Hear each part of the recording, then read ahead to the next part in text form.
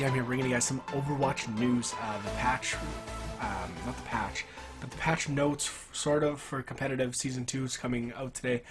Yesterday, when this video comes up, it kind of, Jeff Kaplan kind of talks about everything that's new that's coming into Season 2 that they want to kind of talk about. He said there's a lot more than what he explained, but I took down notes for everything that he talked about, so we can talk about that right now. So right off the bat, there's no more fractions of the systems. The 1 to 100 is gone come Season 2. They're actually doing 1 to 5,000 now in skill rating.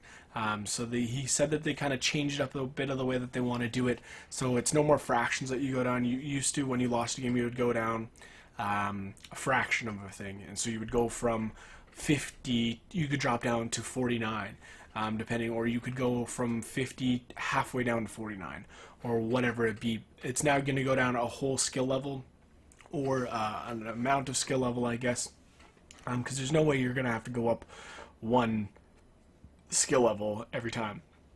So I'm assuming it's almost like a tenth of a system, that the way that they did it. So if you would have only gotten a tenth, you're gonna, if you're 500, if you won a game where somebody left and they don't change it where you only get a tenth, maybe you only go up 1 to 2 levels instead of 10 levels if you won the game. They introduced a whole new thing when they're calling it a tier system now. So in the groups from 1 to 5,000, you're going to have what they're calling tiers or groupings.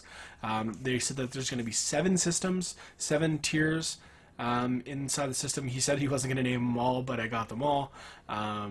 Which, I don't, he just slowly said them out through entire. So I'm assuming these are in order.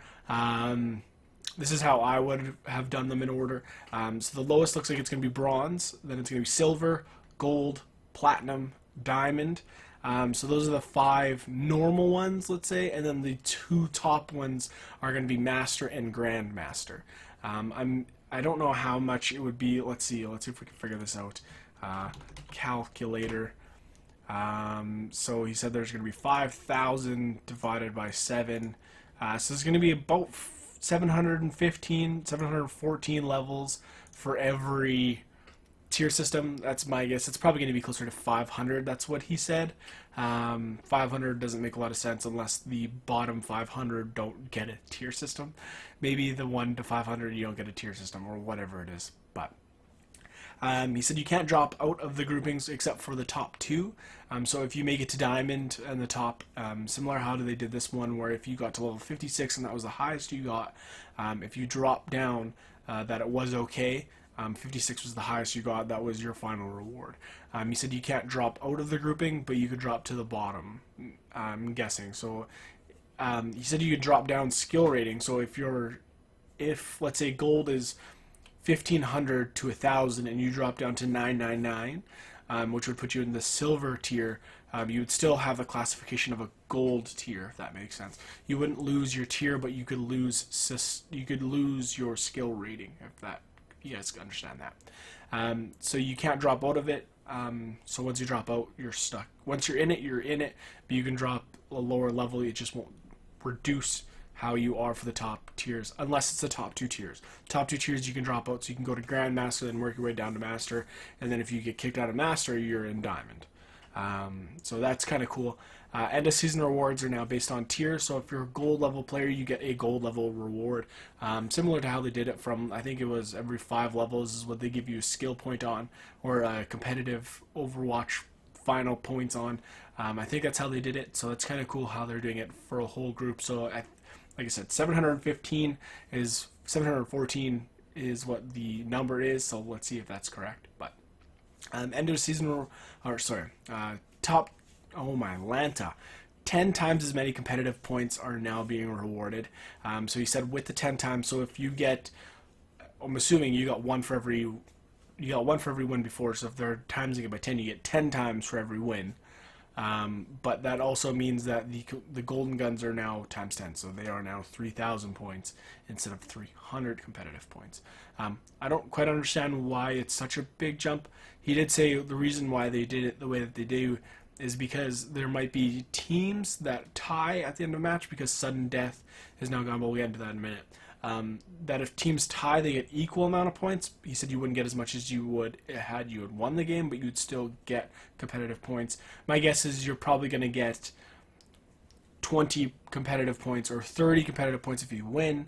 And then if you lose, maybe you get 10 competitive points, and if you tie, maybe you get 20. That'd be my guess, is probably a pretty good fraction of it. Because if everything's 10 times the amount, if you only get, yeah, we'll see. Because that's quite a bit. I think the biggest thing with people is when they were losing, they weren't getting competitive points, they were getting upset, they didn't want to play.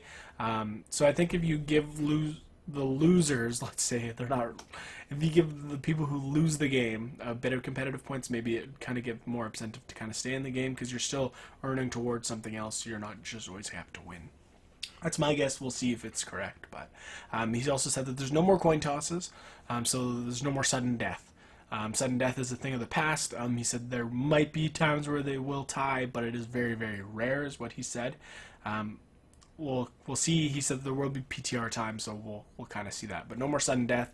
So he kind of went over how the tiebreakers will almost kind of go.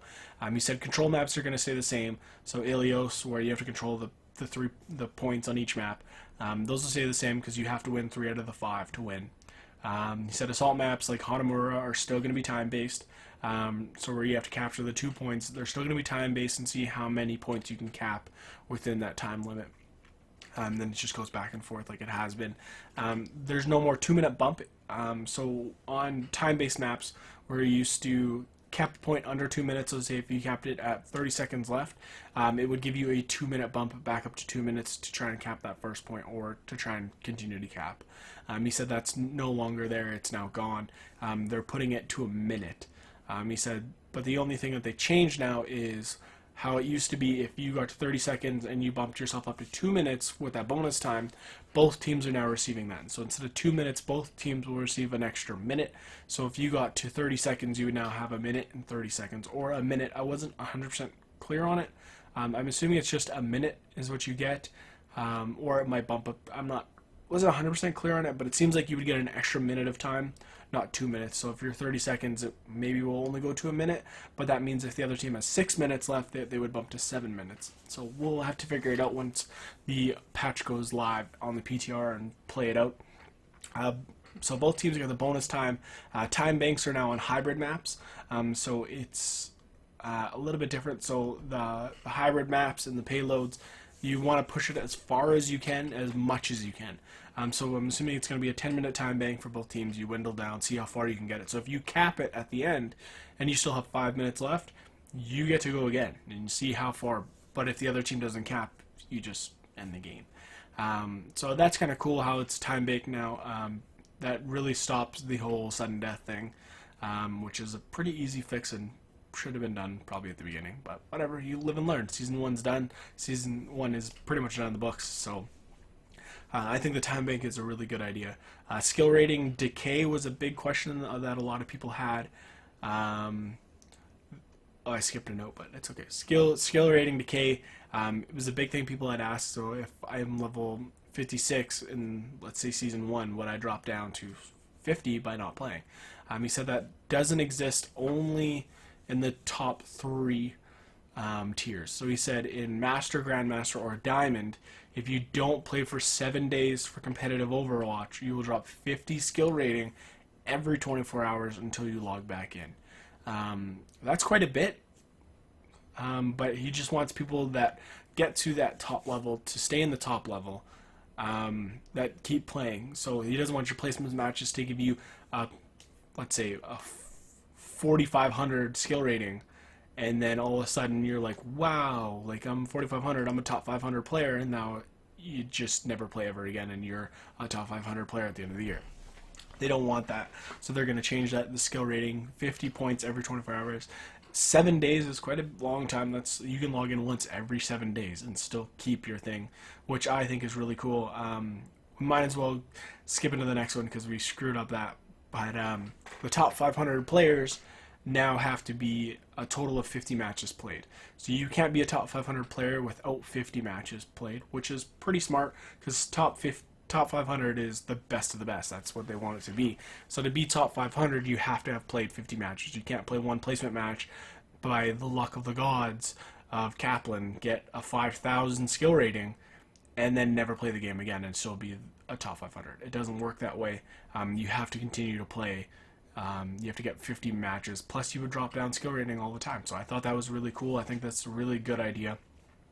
The other thing that he said is players that are in a group now have to be, they're going to try this out for the PTR, he said, but it looks like it's going to be a 500 difference. So once you get into a match with your friends, you have to be within a 500 difference. So it seems like it's mainly going to be only in that tier is what it kind of sounds like. Or maybe within, if you're a 1,000 player, you can play with people that are 500 or people that are 1,500, but the people that are 1,500 cannot play with your friends that are 500. They want the people that are around you to get better and not to just slowly bring the people up or bring the people down. So it makes sense. I do understand why they did it. I think that's kind of a cool thing. That's kind of all the things that he went over. I thought there's a lot of good changes. I think Season 2 is going to be really good. I think they said it's going to be 2 weeks at the beginning. I can't remember, but I think it was 2 weeks or a month. That's going to be in between, and then it's going to go back into another, I think it was 2 weeks. And then it'll go back into another 2 months of competitive. But hope you guys enjoyed the video. Leave a like and a comment. Subscribe to the channel if you haven't already. Let me know if you guys want me to continue to do these little bit of updates for you guys so you guys don't have to go over there. Just head here first. This has been your friendly neighborhood. I'll